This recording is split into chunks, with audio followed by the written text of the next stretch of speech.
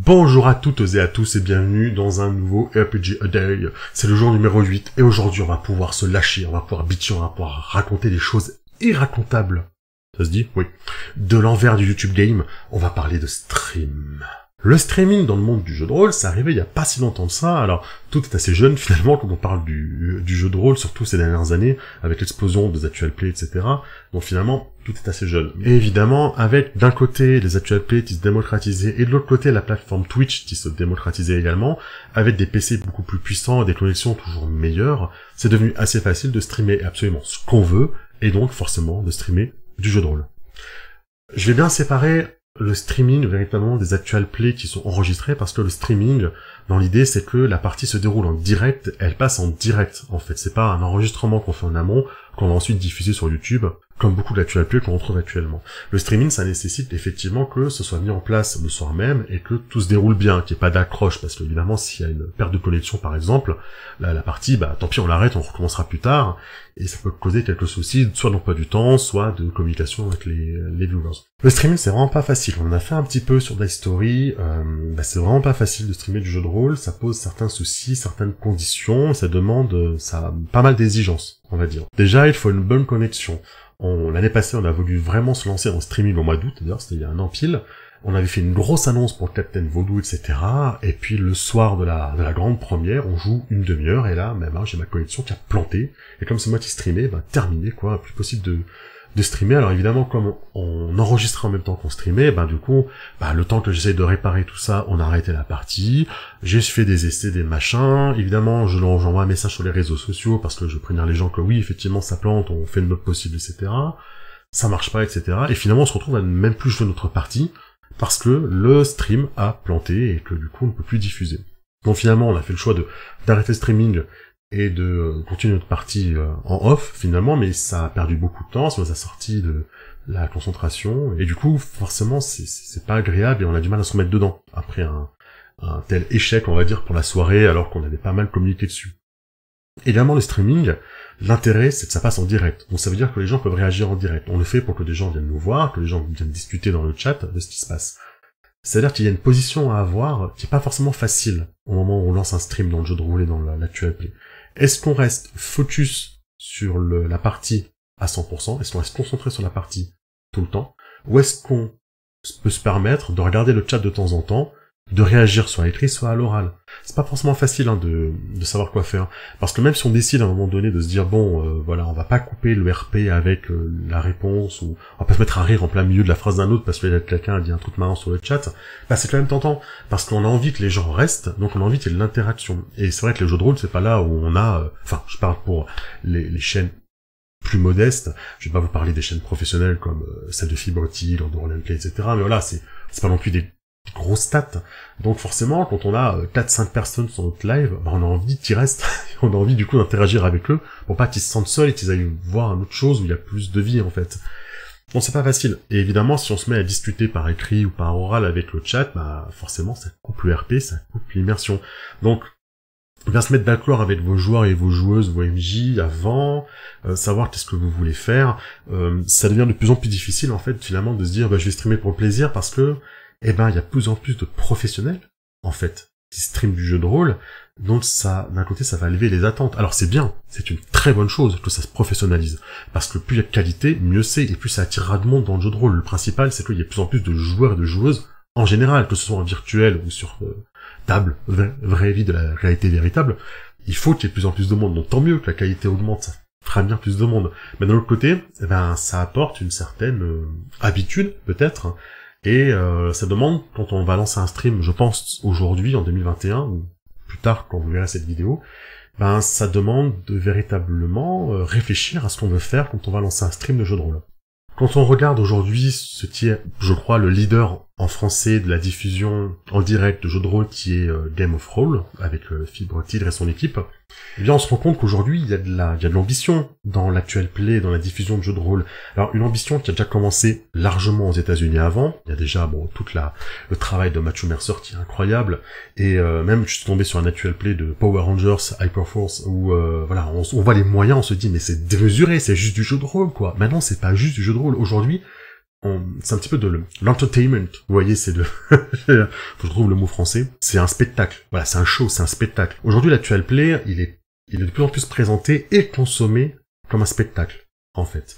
Ça veut dire que, forcément, il va falloir commencer à mettre un peu plus de moyens si on a un petit peu d'ambition. Aujourd'hui, si vous avez de l'ambition dans la diffusion de jeux de rôle, ça veut dire un son impeccable, ça veut dire faire un travail visuel énorme. Alors, soit vous jouez en réel, avec une caméra ou plusieurs caméras qui filment chacune une seule personne, avec pas mal de montage vidéo, une régie en direct, soit avec du fond vert en direct, avec les choses qui passent, etc., qui est de l'habillage véritablement. Ça veut dire des personnes qui sont totalement investies dans la partie et concentrées dessus. On joue la partie comme une pièce de théâtre, entre guillemets, et ensuite on réagit avec les gens qui étaient là et qui ont parlé.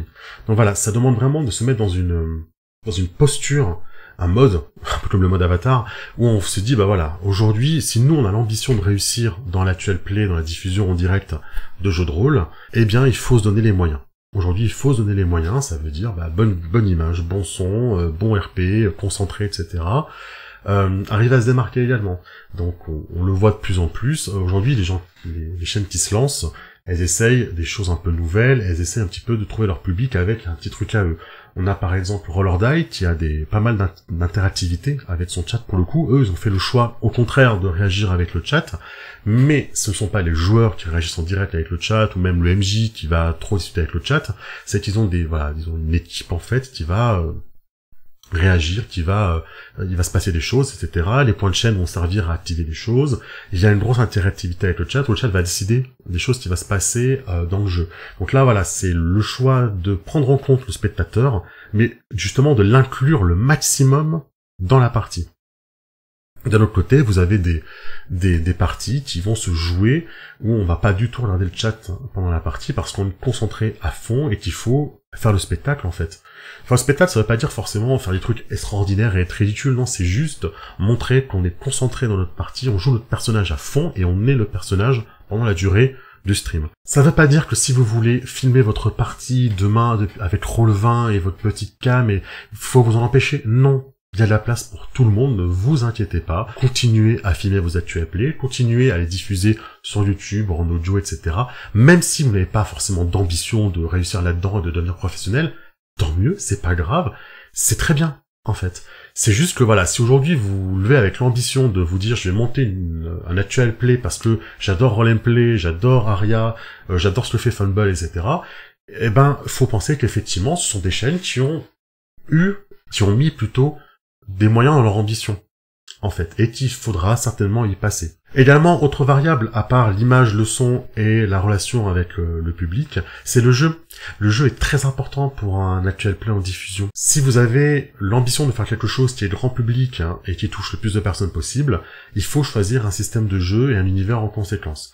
Aujourd'hui, ce qui fonctionne bien, évidemment, c'est le médiéval fantastique. Ce qui marche depuis la nuit des temps du jeu de rôle, et ça marche toujours aujourd'hui. Mais il faut aussi choisir des systèmes de jeu qui sont assez simples et qui vont assez vite. Il faut que ce soit un système qui soit, on va dire, streamable, qui passe très bien à l'écran. Aujourd'hui, vous regardez les grosses machines qui fonctionnent, etc. Ça reste des systèmes de Freya, d'accord, Tales, Alien, etc. Les systèmes D&D, et puis les systèmes à base de dessin. C'est finalement ces systèmes-là qui passent parce que ce sont les systèmes les plus rapides, les plus compréhensibles, et il n'y a pas besoin de faire 50 jets de dés, en fait, pour qu'on comprenne ce qui se passe et qu'il se passe des choses. Il faut être à fond dans la concentration de notre personnage, pas faire de ORP, pas faire de blagues méta, que seuls vos copains vont comprendre, etc. Ce sont des jeux facilement streamables, avec des univers qu'on peut facilement comprendre, et puis évidemment, c'est une qualité d'image et de son qui doit être, je dirais pas irréprochable, c'est peut-être pas possible, et on n'est pas tous des professionnels, et on n'a pas tous les moyens, on est bien d'accord. Mais c'est vrai que ça va demander que les joueuses et les joueurs investissent dans peut-être un meilleur micro, et peut-être une meilleure caméra. Ça demande de se mettre dans une posture particulière, mais ça, c'est si vous avez l'ambition aujourd'hui de vouloir réussir, de monétiser, etc. Il n'y a pas de honte à dire qu'on veut réussir, qu'on veut monétiser, il n'y a pas de honte. Quelque part, si vous faites un investissement et un gros travail derrière, C'est normal que vous vouliez récupérer quelques deniers pour améliorer tout ça. Et enfin, une dernière chose, je suis pas spontané à dire dernière chose, mais c'est très important et vous remarquez qu'il y a de plus en plus d'efforts qui fait de ce côté-là, c'est qu'on doit montrer sur Internet le bon côté du jeu de rôle. Et le bon côté du jeu de rôle, attention, ne commencez pas à trembler, c'est un jeu de rôle qui est inclusif. C'est-à-dire qu'on doit montrer aujourd'hui que toutes les catégories professionnelles ou sexuelles, etc., tout le monde a accès au jeu de rôle. Qu'on soit dyslexique ou je ne sais quoi, tout le monde peut faire du jeu de rôle, et ça, il faut bien qu'on le montre aussi. C'est un peu notre responsabilité à nous, qui streamons du jeu de rôle. On doit montrer le meilleur côté du jeu de rôle, on doit montrer un jeu de rôle qui est le plus inclusif possible. En tout cas, le message, c'est continuer à diffuser ce que vous aimez dans le jeu de rôle, que ce soit des parties, que ce soit diffuser du RPG Week, que ce soit faire un petit live de temps en temps pour parler d'un jeu de rôle que vous avez aimé, allez-y, prévenez sur les réseaux, prévenez sur Twitter, sur Facebook, dans les groupes Facebook, etc., prévenez sur les Discord, allez sur C'est pas du JDR, allez sur Magneto Rollist, voilà, prévenez que vous faites quelque chose, la communauté elle est sympa, et on viendra bien sûr vous voir, discuter avec vous. Je vous remercie d'avoir regardé ce 8e jour, on se retrouve très bientôt pour une nouvelle vidéo, d'ici là, streamez, hein. On se voit bientôt, du coup.